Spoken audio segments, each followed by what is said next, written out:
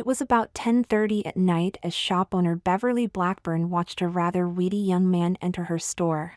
Studying the young man, who was about 5'6" with blonde hair, Beverly realized she knew his kind. They were the kind who were out to get her, but then again, in Beverly's world, all men were like that. Watching the young man, who was light on his feet, Beverly decided he must have been light-fingered as well, and therefore he was shoving her products down his pants. Having made her mind up about the young man, Beverly secretly started to prepare her spray bottle of homemade mace. After the young man had finished his shopping and no doubt his thieving, Beverly watched as he approached the checkout. As the young man got closer to the checkout, Beverly prepared herself for what she, in her mind, knew was coming. "Evening, ma'am," said the young man warmly. "Evening," responded Beverly, who wasn't about to fall for the weedy young man's game. With the common pleasantries over, the young man started unloading the items he had picked, which turned out to be a few bottles of soft drink, a tub of ice cream and some topping, which all seemed normal enough. Once all the normal items were unloaded, Beverly watched on as the young man took from the basket a pair of stockings and a set of incontinence diapers. Looking at the incontinence diapers a second time, a disgusted look came over Beverly's face because she knew in her heart that he was more than just a thief, he was a pervert too. Deciding to take action against the pervert thief before he tried to do her in, Beverly picked up her bottle of homemade mace and sprayed it directly into the young man's face. As the mace hit the pervert thief's face, Beverly watched as his eyes started to water and she listened as he screamed in pain. After the mace had done its job, Beverly was about to hit the pervert thief with a cricket bat she had close handy when he passed out on the floor due to the fact the mace had caused his airways to constrict.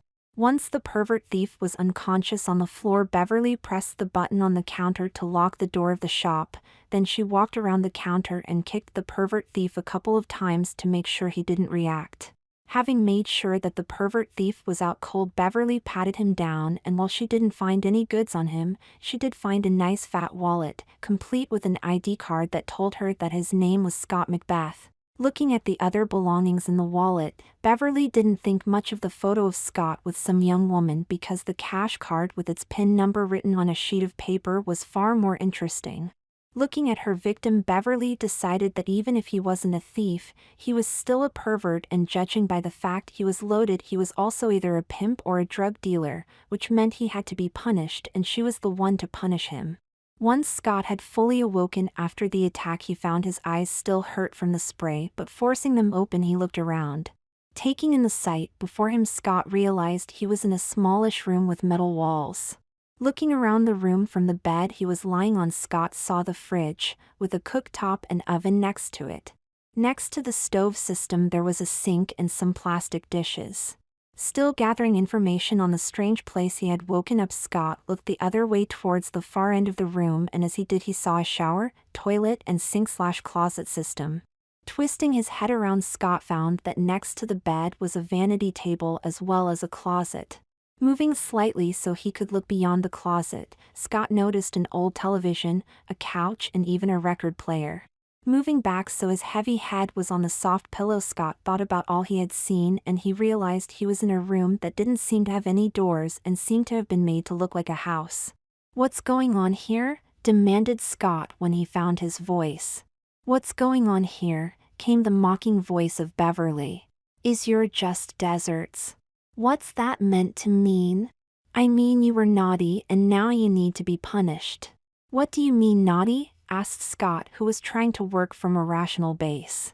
"You know what you did and why you must be punished, so look down and accept your first punishment." Figuring for safety's sakes that he had better look down, Scott looked down and then let out a small yelp as he saw the heavy female panties, stockings and black heels he was wearing.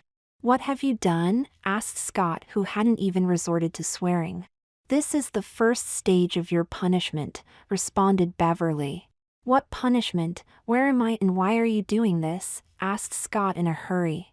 "A costly punishment that you will only understand as it unfolds, but luckily you had enough money in your bank account for me to gather everything I need for your punishment." "That money was for my return to university," yelled Scott. "Forget university. Where you are going, you won't need such things," responded Beverly. After that point, Scott decided to ignore any other questions that he might have had because he needed to find a way out of the room before the crazy lady did anything more to him than shaving his head, which he had only just found out about, and locking him in female clothing. Thinking about his situation for a few moments, Scott remembered all those news articles that stated the best thing to do was play along until you could find a way to escape. Besides biding his time for his escape, Scott knew one thing: even if he did get the chance to remove the female clothing, he wasn't going to, because he wasn't going to give the crazy lady a chance to see him in the nude. 3 days after waking up, Scott had found out a lot about the room he was in. Firstly, he had found the door. Unfortunately, it was in the roof, far above where he could reach, and even if he could reach it, there was no handle. In his search of the room, once he had learnt to walk in the heels, which had been padlocked on his feet, Scott found the fridge fully stocked with food he didn't really trust. Scott also found that the water from the tap seemed to be highly regulated, and he was sure it had been tainted with some kind of a drug. "Tell me," said Scott, who knew he was being watched, "how did this room come to be? Because I don't see you as being the one who made it." "I didn't," came the voice of Beverly. "My former husband made it for me. It was an old bomb shelter deep below my store, where he kept me for 6 years until he finally went away and I was freed." Realizing that Beverly had given him valuable information, Scott felt crushed, because if he was in an old bomb shelter that had been turned into a home for one, then there was no amount of screaming that would get him noticed. Deciding to try to use logic once more in spite of the fact that he was sure Beverly was insane, Scott prepared to ask some questions that might just get him out of the place he was in. "If I've done wrong like you claim I have, then shouldn't you hand me to the police?" asked Scott. "Ha," came the response from Beverly. "Like they can do anything? No, if you are going to be punished, then it has to be me who punishes you." "Why?" "Because only I can see the truth of what you are." "But if you decide to punish me outside the law, are you not as naughty as me?" After that was asked, there was a long silence before Beverly finally spoke again. "Enough," roared Beverly. "I have found you guilty and you will be punished." Hearing what Beverly had said and the way she had said it, Scott realized that no amount of logic was going to get him out of the room, so he decided not to say anything else. "Now," said Beverly after a good 10 minutes of silence, "your punishment will be broken up into smaller sub-punishments. Once you have completed all the sub-punishments, you will have been fully punished and able to leave this place." "Okay," responded Scott, who was playing along now. "I'm not done yet." "Okay. As you may have noticed, you are wearing the stockings that you were going to buy, as well as a pair of heels and underwear of my choosing. These are your first punishment." "What about my hair, or the lack of it?" "Yes, that is your second punishment. I shaved your hair off and then injected your scalp with an enzyme designed to wipe out and damage the pigment cells in that area. It should also speed up the growth of your hair."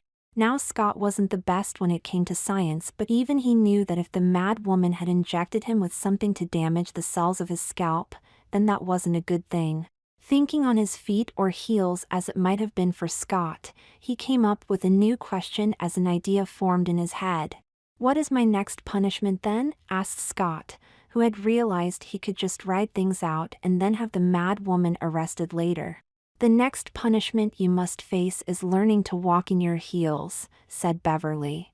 Hello, already done that, and it wasn't that easy. I twisted my ankles more times than I really cared to count." In the long silence that followed, Scott made his plan, and that was to do whatever was asked of him, no matter what it was, so he could lure the mad woman into a state where she would make a mistake. "Your next punishment," said Beverly, "is a complex one." "Go on," said Scott. "Your next punishment is to learn how to do your own makeup." "What?" "You heard me. Now you must learn how to do your own makeup, and it must be done in the style of your mother or else some other mature woman who uses makeup. Plus your makeup must be done as well as the person who you are using as a basis." "Why?" asked Scott, who was delaying because he needed time to think. "No whys. If you don't start this punishment, then I will start withholding your food rations," responded Beverly. Deciding that disobeying was counter to his plan and fairly risky at this point, Scott just nodded as he headed for the vanity table that was a lot like the one his mother owned, which was a good thing because at least it meant he had some kind of design to base himself off. Sitting down at the vanity table, Scott began to try to picture his mother and her made-up face, which was no easy thing for him seeing he was bad at remembering faces. As an image of his mother's face slowly formed in Scott's mind, it flashed back to the past and to an event where Scott had watched his mother putting her makeup on. As the flashback continued, Scott remembered wondering why women made themselves pretty with makeup and men didn't. Looking at the assembled products on the vanity before him, Scott had no clue what half of them even did, but some of it he did know about from his mother and from his girlfriend, who he hoped was looking for him. Knowing that playing the game he was playing meant he had to play the game the crazy woman was playing, Scott picked up the first item, which was foundation, because the sooner he learned how to do his makeup, then the sooner he would be able to get out of this place. After applying the foundation, Scott laid down some powder and then he set to work on the main task at hand. With the foundation and powder base in place, Scott spent a few moments looking at the tubes and pots of makeup before he finally picked up the one that he knew was blush. After opening the blush, Scott used a light brush with fine bristles to dab the blush onto his cheeks. Taking it slowly caused the mad woman to cough, so Scott sped up slightly by moving on to his eyeshadow and mascara, both of which he had seen his mother and his girlfriend use. Working as quickly and carefully as he could, Scott applied the eyeshadow and mascara, as he realized what an impossibly complex task it was to apply one's makeup. Looking at how to cut some corners due to time, Scott didn't bother with the complex mixing of eyeshadow that his girlfriend used. Instead, once he was done with the basics, he picked up a tube of red lipstick and started to apply it. Pressing the lipstick to his lips, Scott became aware of the cool, waxy texture of it. After becoming used to the feel, Scott quickly spread the lipstick over his bottom lip before spreading it to his top one by pressing them together. "No good," came the voice of the woman once Scott was done. "Try again." "Of course it's no good," responded Scott, who was looking at himself in the mirror. "I look like a clown." Removing the makeup with the provided wipes, Scott started again, but this time he had more of an idea of what he was doing. Time and time again, Scott tried to do his makeup correctly, and time again he ended up looking like a clown or a drag queen, but on each try he knew he was refining his technique. Of course, from the point of view of Beverly, it seemed that Scott was accepting his punishment and his fate, which she took as an admission of his guilt. Around 30 attempts later, Scott looked into the mirror and realized he looked a lot like his mother, which was a little disturbing in more ways than one. Stopping for a moment, Scott was about to remove the makeup when he noticed that his scalp was covered in tiny hairs, which meant his hair was growing back. "Stop," commanded the voice of Beverly. "This punishment is now in motion." "What does that mean?" asked Scott. "It means if you want me to keep feeding you, then you will keep that makeup on your face and keep it looking good." Hoping the camera couldn't see him, Scott rolled his eyes a little and then waited for a few moments as he gathered his thoughts. "What now?" questioned Scott, who was trying to hurry things along. "You are not done yet," said Beverly. "Now you must trigger your next punishment." "And how do I do that?" "In the top left-hand drawer, which is now unlocked, you will find a set of red false fingernails. You will take those nails and glue them to your own nails. Then you will get used to life with long red fingernails." As Scott started to glue the inch-long nails to his fingers, he started off at a blistering pace, but as time went by and more nails were attached, he found his progress slowed until the last few nails were nearly impossible to attach. Once Scott had attached the last nail, he sat there quietly as he tried to calm down a little by silently venting the annoyance he felt at how hard the whole process had been. "Good," said the voice of Beverly. "Now, you may resume normal activities." Resuming normal activities, such as they were, was no easy task for Scott, as he found the nails hampered everything he tried to do, from making meals with the tainted food to changing the records he didn't even like but still listened to for something to do. Over the weeks that followed Scott putting his nails on, he found he had to alter everything, such as the way he opened closet doors to how he applied his makeup and even how he slept. After watching Scott adapt to things for weeks, Beverly knew it was time for her to move things along in a massive way. So one evening as Scott went to bed after watching some television, which was all outdated stuff recorded on video and then replayed to him, Beverly turned on the nozzle that would slowly fill the room with a gas that would help Scott to sleep. When Scott next became aware, he was sure nothing was right. Nothing he saw or felt made sense to him. It was like he was trapped in a deep fever. Scott really wasn't sure how long passed and what his mind was distantly aware was a drug-induced state, but it seemed the more time that went by the more he was aware of and the longer he was aware in total. Then there came a morning where Scott awoke in the bed of that little room, with a thumping great headache. Just lying there a moment, Scott realized the headache was way better than the drug-induced stupor that he knew the mad woman had been keeping him in for who knew how long. Moving slightly, Scott became aware that he felt very ill, so he decided to head for the nearest sink. However, as he pushed himself off the side of the bed, he found the floor coming up to meet him. There was a loud thump as Scott's stocking-encased knees and his palms came in contact with the hard floor.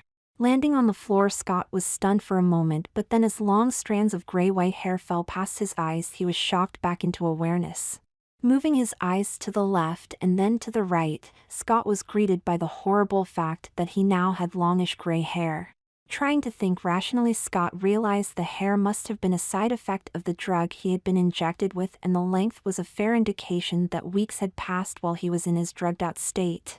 Moments after rationalizing the hair, Scott was confronted by something that he couldn't dismiss as easily, and that was the fact that his chest now sported two very large, very saggy breasts with huge dark nipples. "What did you do to me?" screamed Scott in a very strange high voice as he did his best not to be overwhelmed by the feeling of total despair he felt. "I gave you breasts that are very fitting of what you will be at the end of your punishment," said Beverly. Forcing the anguish back because giving in to it would ruin his plan and show weakness, Scott took a deep breath, which caused the saggy breasts to jump on his chest. "How did you do this?" asked Scott, who was hoping the mad woman would give up the secret that would help him to undo what she had done to him. "Have you seen those shows on television?" said Beverly. "The ones with bent doctors who do operations and other work for people that might not necessarily be within the law?" "Yeah. Well, it just so happens that they aren't just fictional constructs, they are real. And you just so happen to know of one." "Yes, I just happen to know of one because I often order medical supplies for him." "So you had him give me breasts, and he did it as a favor?" "No, silly, I paid him, while you paid him for your breasts, seeing this is coming out of your money. And here I was thinking you thought all men were evil?"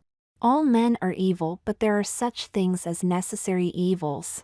At that point, Scott decided to change the subject because where it was heading wasn't useful to his plan or what he really needed to know. "So what about my voice?" asked Scott. "Oh, that, I had the doctor shave your Adam's apple and then fix your vocal cords so you sounded better," responded Beverly. "I don't sound better, I sound like a mature woman." Once that conversation was over via the fact that the mad woman didn't respond to him, Scott just gave things time to sink in as he tried to overcome what he was feeling. "By the way," said the mad woman out of the blue, "in the bottom sink closet, which is now unlocked, you will find a short-handled broom and pan. You will use these to clean your room every morning. Do you understand?" "Sure," responded Scott, who was still trying to play his cards as he had planned. After that was said, Scott stood up, carefully this time, and as he did he got a new shock as his breasts really bounced on his chest. Not knowing what else to do, Scott mimicked his girlfriend by reaching up with his hands and wrapping his arms around his front in a vain attempt to make his breasts stop bouncing. The reason Scott's plan failed was because while his girlfriend had perky perfect breasts, his were big and saggy, like 2 bags of water. Still, having been given a set of instructions and knowing the sooner he did it then the sooner one more punishment would be out the way, Scott took the broom and the pan from the closet. With the almost alien items in his hands, Scott started to do his best to do what he had seen his girlfriend do. As Scott worked on sweeping the floor, he realized every time he thought about his girlfriend he felt a rush of depression because he missed her, even if their relationship had been on the rocks the night he had vanished. After that day, Scott fell into a pattern where he would get up, do his makeup and do what needed to be done, then he would have breakfast before cleaning. As part of Scott's pattern, once he had finished cleaning the room, he then went to watch the old television or else listen to the old music, which he had gotten used to. Once Beverly had noticed the repeated pattern that Scott had fallen into, she decided not to interrupt it because she wanted the things he did to stop being things he just did for the sake of doing them and for them to become ingrained habit. One morning as Scott awoke, he realized he must have been drugged again because he felt ill like the last time. "I decided I should start this part of your punishment," stated Beverly. "What?" said Scott. Scott, however, got no response, so he quickly realized that all he could do was wait until his head cleared enough to see what was going on.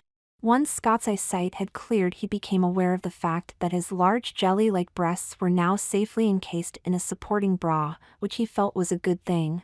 A few moments after taking stock of the bra, Scott looked down beyond his breasts and nearly screamed because while he had been asleep, the crazy lady had threaded a set of gold rings onto his fingers.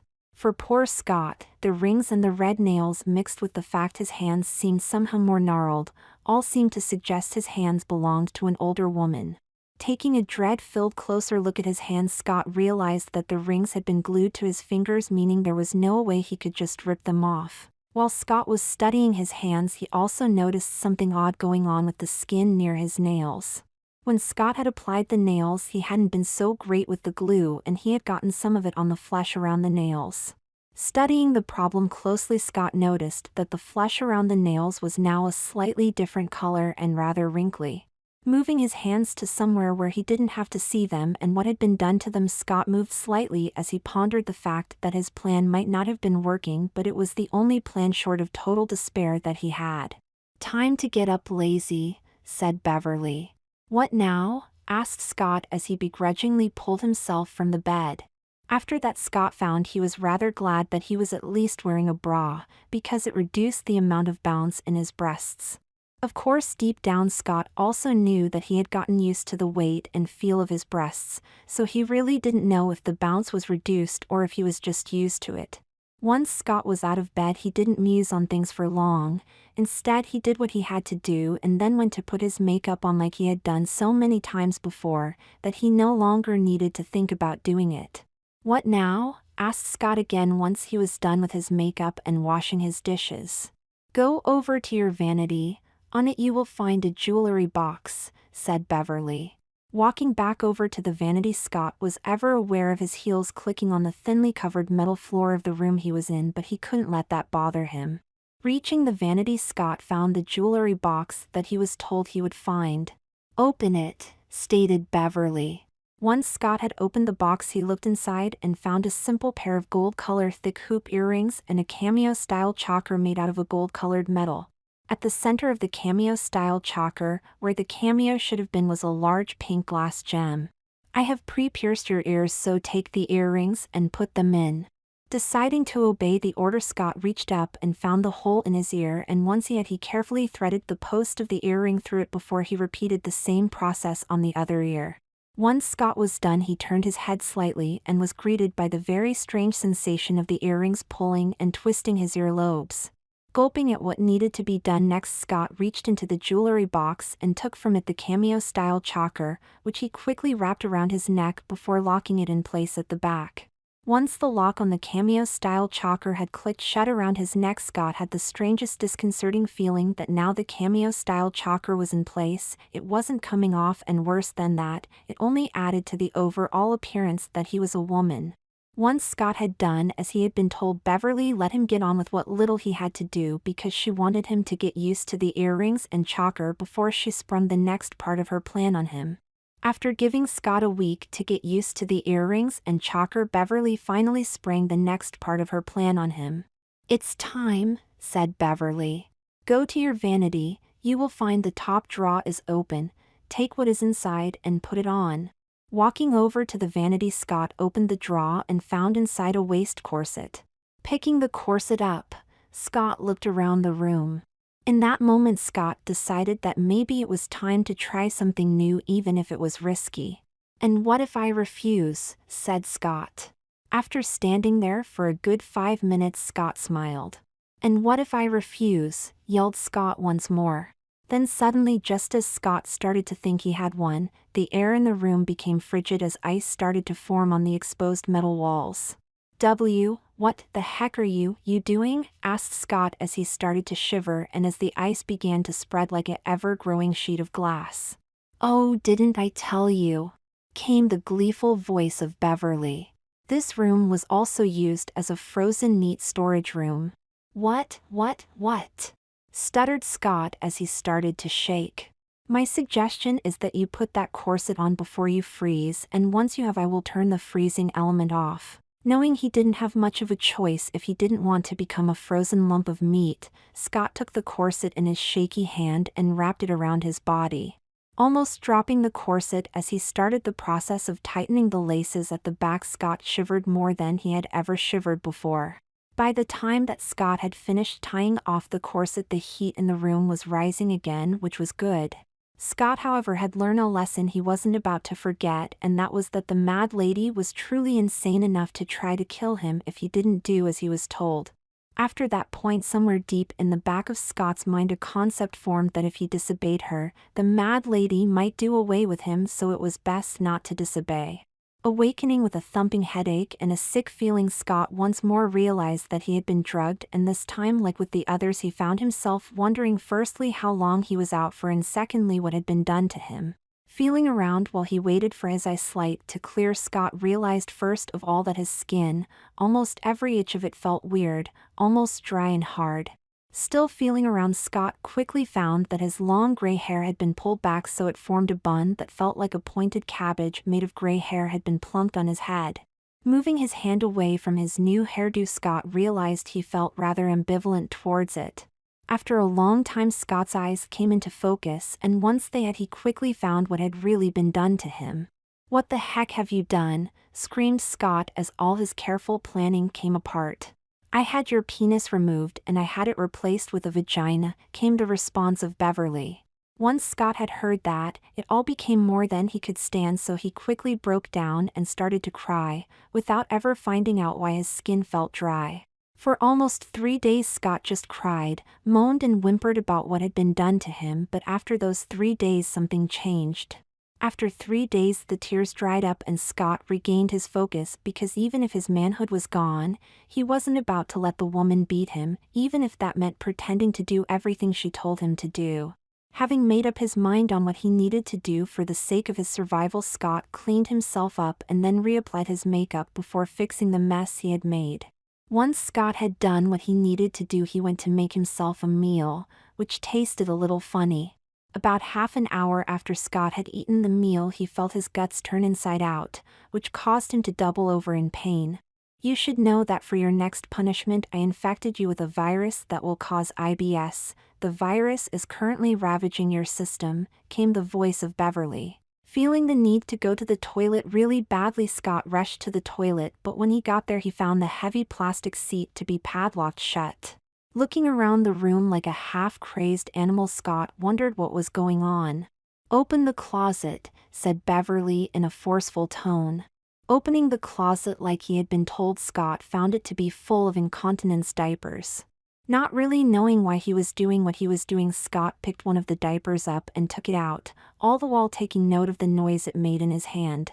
Put it on, said Beverly. From now on, for the rest of your life, they will be your new best friends because you are going to need them. Gulping at that because he knew at least at that point that the mad woman was right, Scott pulled the incontinence diaper up his smooth stocking-encased leg, all the while listening to it crinkle and crackle as he did so. Once the incontinence diaper was all the way up, Scott took a few steps and listened to the noise the diaper made. However, soon after that, Scott ended up being distracted by the bounce of his breasts, and that was when he felt it. What Scott felt was something nasty and liquid-like drip from his backside. Then as it sunk in that something was wrong, Scott felt something happen as the front of the incontinence diaper became wet and yellow. In the moments after that, Scott felt something go plop in the diaper as a disgusting warmth spread inside it. In that horrible moment, Scott knew he was peeing and pooping himself uncontrollably. Once the whole process had run its course, Scott, who was totally humiliated for the first time, wondered what would happen next.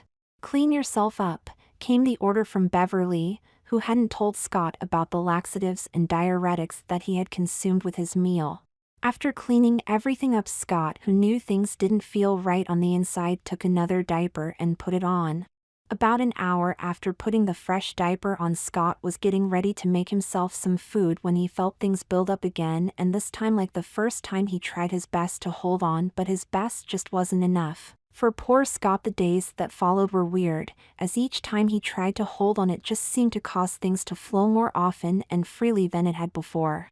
Starting to obsess on the fact he was losing control only caused Scott to lose more control, which rather played into Beverly's evil hands.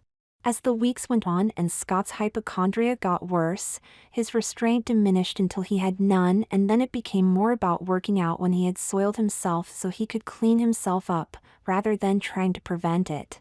After all was said and done, Scott realized that his control was totally gone, and deep inside he knew he would never get it back because something in his mind told him he wouldn't, but still he was dreading the idea of spending his life in diapers.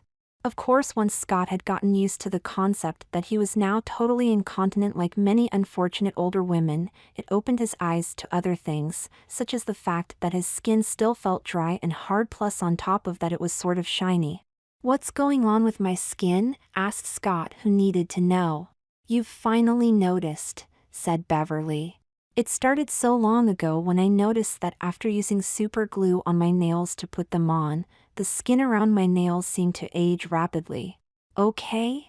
I'm sure you have seen the same process happening to your fingers too." Thinking about things more clearly now, Scott realized that he had indeed seen the effect that the mad woman was speaking of, but before his brain could fully comprehend what was happening, the woman started to talk again. "You see," said Beverly, "noticing the aging process on my skin gave me an idea when it came to you." "What idea?" asked Scott with a sense of urgency. "While you were last in the happy drug land you must go to, I injected a cocktail of drugs as well as saline into your skin before I covered as much of it as I safely could in super glue." "What drugs?" "Just some simple drugs that will reduce the amount of collagen as well as the elastin in your skin. In fact, they have been doing their magic on you for a while now." Scott really didn't like the sound of that, but somewhere deep inside part of him just didn't care anymore. "By the way," stated Beverly, "you may now put a loose-fitting skirt on over your diaper." A couple of days after Scott had been told about the glue and the other things that had been done to him, he woke up one morning to find that the glue had flaked off. Standing up slowly, Scott decided to see what effect the whole process had on his body. Moments after standing up, Scott saw a reflection of his face in the vanity mirror. The thing is, it wasn't his face anymore, or even the face of a young woman. What Scott saw in the mirror was the face of an old woman, with years of lines on her face from all the living she had done. As Scott just stood there in that horrible metal room, he realized it was more than just the fact that he had been made to look old. No, the smell of the room and the smell of his lack of control had permeated his flesh, had stuck to him and altered his very essence. It had somehow bonded with his soul. As Scott looked at his reflection, he knew he smelt like an old woman because that is what he had become. After realizing that he had become an old woman, Scott said nothing because there was nothing for him to say, so instead he just stood there as he waited to see what would happen next, knowing that he had basically lost. For what Scott assumed was about a week, he heard nothing from the mad woman who had turned him into an old woman, but then one morning he awoke strapped to the armchair with an odd contraption bolted to his head, with two large horn speakers over his ears. "Can you hear me?" came the voice of Beverly from the device that was strapped to Scott's head. "Yes," responded Scott. After Scott had responded, he heard an ear-splitting electronic scream that was so painful that it caused him to scream. As Scott, who felt like his head was going to explode, listened, he felt a massive pressure building in his inner ears. Then suddenly, as the noise and the pressure became more than Scott could stand, he felt a pop in his ears, and after that just blissful silence. Soon after the popping in his ears, Scott began to feel sleepy, and he knew he was being drugged again. Hours later, when Scott awoke from his much-needed nap, he became aware that something had been shoved in his ears. He also became aware that while the television was on, there was no noise from it. Slowly reaching up to his ears, Scott felt the objects that were embedded in them. Feeling around, Scott realized the items were hearing aids and not the modern ones, but the old ones with the element in the ear and circuitry in a small case behind the ear. During his feel around, Scott accidentally pressed the button that turned the hearing aids on, and once he had done that, the sounds of the room came flooding back, but somehow they were different. They were too loud and almost seemed alien. Just sitting there being drowned by all the sound around him, Scott realized thanks to what had been done to him, he needed the hearing aids as much as he needed the diapers. In his head, Scott was sure that the insane woman would have been doing a dance about the latest thing she had done to him, but that wasn't the case. Beverly only saw the hearing aids as a step in the process. What she was more interested in was the fact that Scott had started to subconsciously apply more makeup in an attempt to cope with his apparent age, which she took as a sign of his growing femininity. "Pearl," said the voice of Beverly, who was about to start on the next part of her revenge.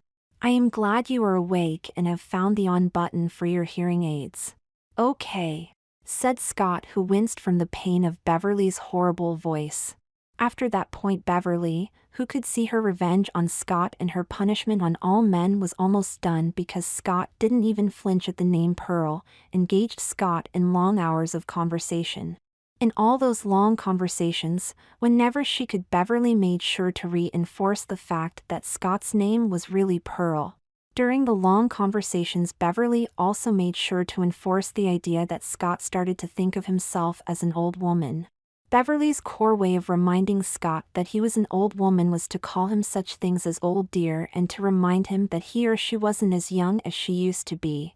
As time slipped on, months of it to be exact, Scott even stopped thinking of himself as a male and accepted the reality that he was a woman. After Scott had started to question his own gender and had started to think of herself as exclusively being female, she started to realize it was easy for her to see herself as just being Pearl because it was less painful. In fact, Scott had reached the point where she just wanted to forget who she had been so the pain of who she was would go away.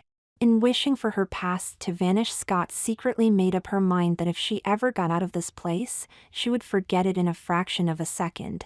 Then one morning, Scott awoke with a sick feeling to find her mouth was devoid of teeth. Shocked for a moment because something didn't seem right, Scott rolled over and saw her dentures where she figured she must have left them. Taking the teeth out of storage, Scott gave them a wash before shoving them in her mouth like she suddenly believed she had done every day since her own teeth had rotted away.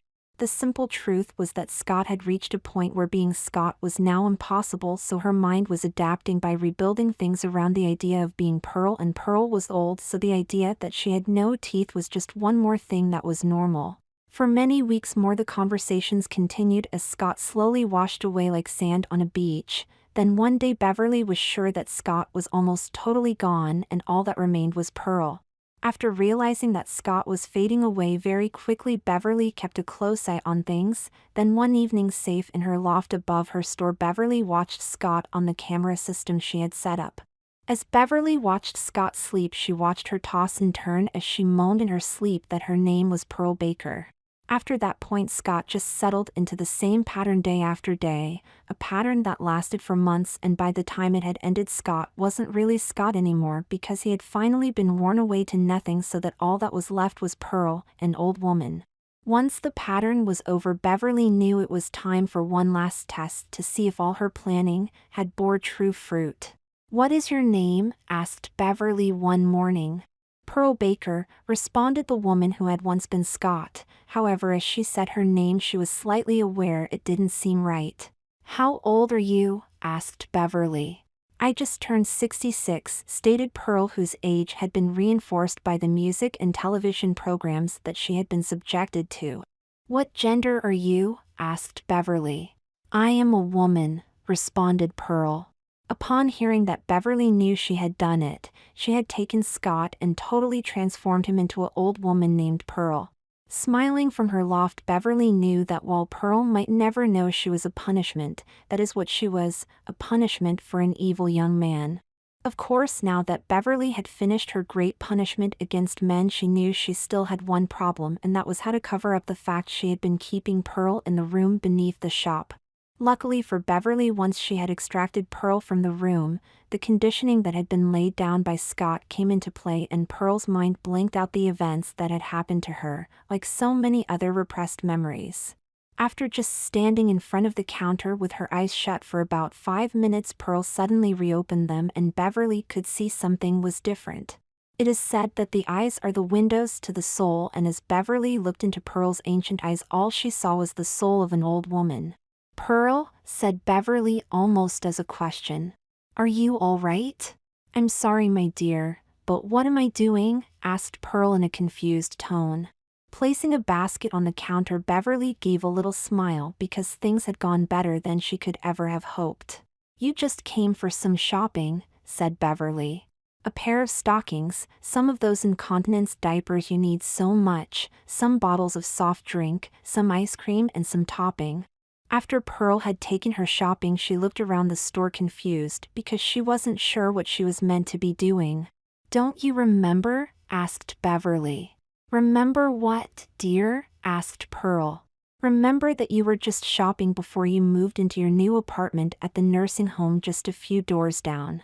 Once Pearl had been told what she was meant to be doing, her mind filled in the blanks, and that caused her to smile because it seemed to her that she was remembering.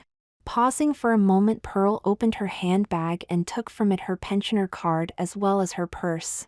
Then, taking the money she needed, Pearl paid for her things before wishing Beverly, who was such a kind woman, a good day. Once Pearl had left the shop, Beverly started to giggle because her great revenge was complete, and once Pearl had moved into the home, she would naturally use the shop for all her supplies, which meant she would get to see the outcome of her punishment every other day. Outside the shop, Pearl, who truly thought she was an old woman, started the long, slow walk to the nursing home just 8 doors down the road. However, as Pearl walked along, she saw an old missing poster on a lamp post for a weedy young man named Scott something. Taking a closer look at the image of the young man, because her eyesight wasn't what it had been, Pearl felt for a moment that she knew the face, but in a lifetime as long as hers she had met a lot of people, so she was most likely mistaken. Finally reaching the nursing home, Pearl showed the letter she had in her bag to the woman behind the counter, who told her that they were expecting her. Of course, the nursing home was only expecting Pearl because Beverly had booked her into it a few days earlier. After Pearl had signed in, she was taken to her room in a share apartment, which was lavish compared to the apartment she had just moved out of, with its tin walls and all. A couple of weeks after moving into her new apartment at the nursing home, Pearl met with a younger, sad woman, who was also a resident. It turned out that the younger woman, whose name was Linda Macbeth, had been moved to the nursing home after her son, who had been looking after her, had vanished without a trace. As Pearl became friends with Linda, she found out that Linda held herself responsible for the disappearance of her son because she had asked him to buy her some incontinence diapers on the night he had vanished. Realizing in some ways that she was better off than Linda, because she could still walk while Linda was confined to a wheelchair, Pearl decided to be there whenever Linda needed her, because deep inside she felt it was her duty to look after her. A couple of months after meeting Linda, the members of staff noticed that the two of them seemed to get on well, so they were transferred to the same apartment, which suited both of them fine because they enjoyed each other's company. However, soon after Linda and Pearl had been moved to the same room, Linda was awoken in the middle of the night by Pearl, who was moaning in her sleep. For a couple of months, Linda tried to ignore the noises that Pearl made, but over time her concern got the better of her. "Pearl," said Linda one morning, "if you don't think me rude, can you tell me why you moan when you are asleep?" "It's not rude," stated Pearl as she yawned and started to apply her makeup. "The truth is I have problems sleeping due to weird, painful dreams where I am young but locked away and forced to become old." "Really?" "Yes, and I'm sorry if I wake you." "Don't worry about it, Pearl. I just wanted to make sure you were all right." "I'm fine, but thank you for your concern." After that was said, Linda rolled off to get ready for her day while Pearl continued to apply her makeup, glad that Linda had stopped asking questions. The reason Pearl didn't want Linda asking too many questions is because she didn't want to lie to Linda, but nor did she want to admit that in the dreams she was a young male named Scott, who had a life of his own. Epilogue. 6 blissful months of old age passed for Pearl as her sense of womanhood really grew.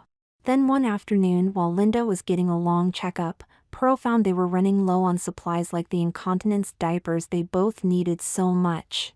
Deciding she should go out and get what they needed because buying the stuff at the shop was cheaper than buying from the home, Pearl dressed herself in a pretty summer dress and then headed down the street to the shop that she had shopped at so many times before. As Pearl reached the shop, she found it to be closed with a police officer standing outside. "Morning, ma'am," said the police officer. "Good morning, officer," responded Pearl. "I'm sorry, ma'am, this shop is closed." "What? Why?" Looking Pearl up and down, the officer decided she wasn't really a threat to the investigation because she wasn't likely to remember what he was going to say, so he smiled. "Between you and I, it turned out the owner of this shop was insane. She tried to take 2 police officers prisoner and stole their guns," said the officer. "Was anyone harmed?" asked Pearl, who was concerned. "No, luckily the officers and some shoppers were able to overpower her, but once that had happened, the investigating officers found that she had a habit of keeping people in her secret basement so she could play mind games with them." "Really?" "Yes, we found that in the last 4 years she has had at least 2 people trapped down there, a young man we assume might be Scott Macbeth and an elderly woman who we don't know anything about." "I'm sorry to hear that. So why were you here, ma'am?" "Oh, I live up at the nursing home and I came down here for supplies, but I guess if the shop is shut then I'll have to go into town for my supplies. I'm afraid the shop will be shut till it can find a new owner because right now the current owner is in a mental ward and if she is ever cured she will stand trial." Upon hearing that, some part of Pearl, a part of her that could remember being young, cried for joy because it knew that Beverly needed to be punished for what she had done. "Ma'am," said the officer, "it occurs to me that if you need to do some shopping you could use the other local shop." "Other local shop?" asked Pearl. "Yes, in the street behind your nursing home, there is a small shopping center, which not that many people know about, but the shop there should have what you need." "Can you tell me how to get there?" "Sure, just go back to your nursing home, walk to the back exit of it and turn left. 2 doors down you will find the shopping center." At that moment Pearl smiled at the officer because if he was right then he had been most helpful. "Thank you, officer, and have a good day," said Pearl as she headed off with an odd feeling of joy in her heart. True to the officer's instructions, Pearl found the shop that he was talking about, and much to her pleasure the nice woman behind the counter gave her a 20% discount when she showed her pension card, which was something Beverly had never done. That evening over dinner, Linda, who checked out fine, noticed that Pearl seemed a little different, happier, and almost like some great weight had been lifted from her, which it had. Unbeknown to even Pearl, the news that Beverly had gotten what she deserved had fixed a problem deep inside Pearl's mind, and now the problem was resolved. She was ready to be just a happy elderly woman.